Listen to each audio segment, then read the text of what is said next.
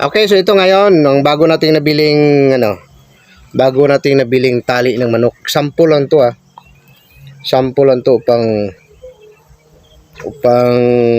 mano ninyo maayos ninyo 'to. Ito ang example kung bakit madaling yung manok nyo magkakahiwalay. Ito madali lang Kita nyo yan. Dahil sinunog lang dito. Yun ang cause na bakit yung mga manok nyo ay namamatay yung manok nyo pag nagkakahiwalay. Kukunin ko paano mo to i-repair.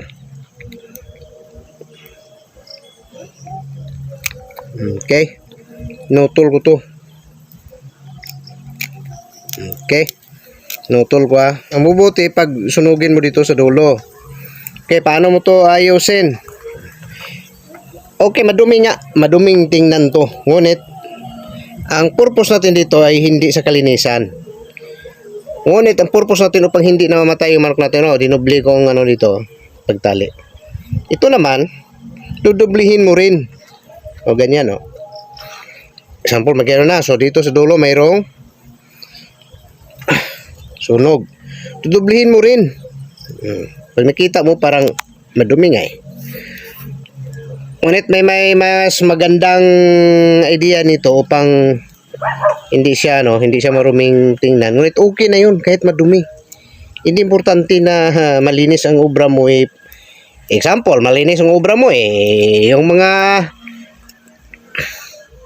tao nakatingin dyan, hindi nila alam na yun ay cause ng pagkamatay sa kanilang manok. So hindi importante yun.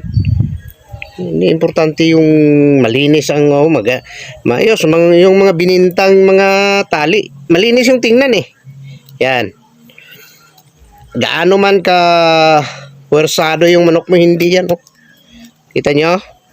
Gano lang, example yan, example upang hindi talaga mamamatay yung mga manok ninyo. Minsan dito ang problema nila Dito rin ang problema dito rin minsan. Ngunit okay na kahit dito hindi mo papalitan to.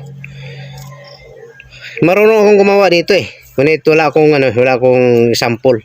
May okay pang gagawin mo dito. Dito rin ang problema nito. Dapat ito tinali to Ito Pag gusto mo tong ayusin, pwede mo rin tong ayusin, ganunin mo. Ayan ipakita ko sa inyo. So lang parang na okay na lang kahit ganun. Kaya ganun na yung pag mo. Yung isa naman ayusin natin to, ganunin mo lang. So ito mas maganda dahil mayroong dito twerka. Madali itong masira isinunog lang. Maya ay someday kita mo na lang patay ng manok mo dahil yun sa mga trabaho nila na palpak. Ayusin ko lang yung dalawa. Yan.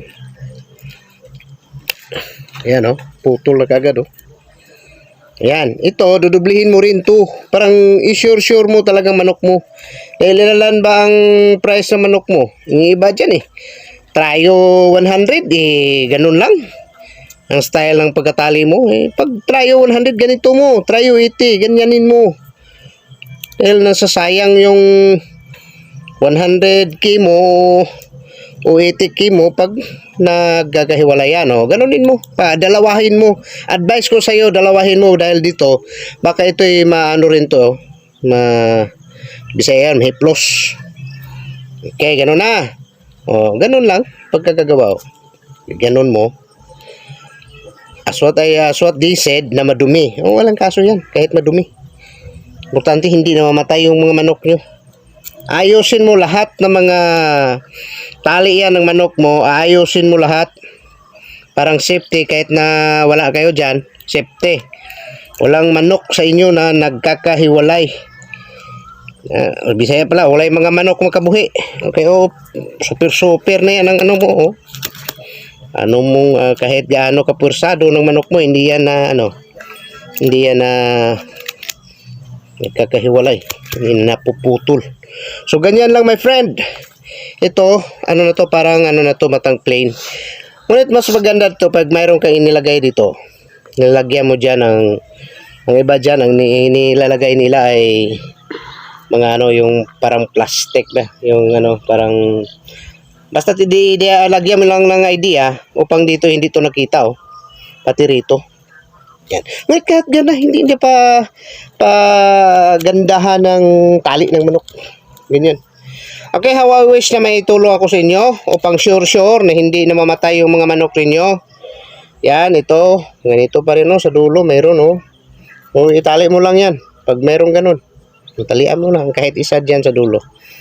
Okay, how I wish na may naitulong ako sa inyo. Thank you so much for viewing and subscribing. This is your friend, Alfredo Gallego of this channel, Alfredo Gallego and Alfredo C. Gallego. Have a blessed day, everyone.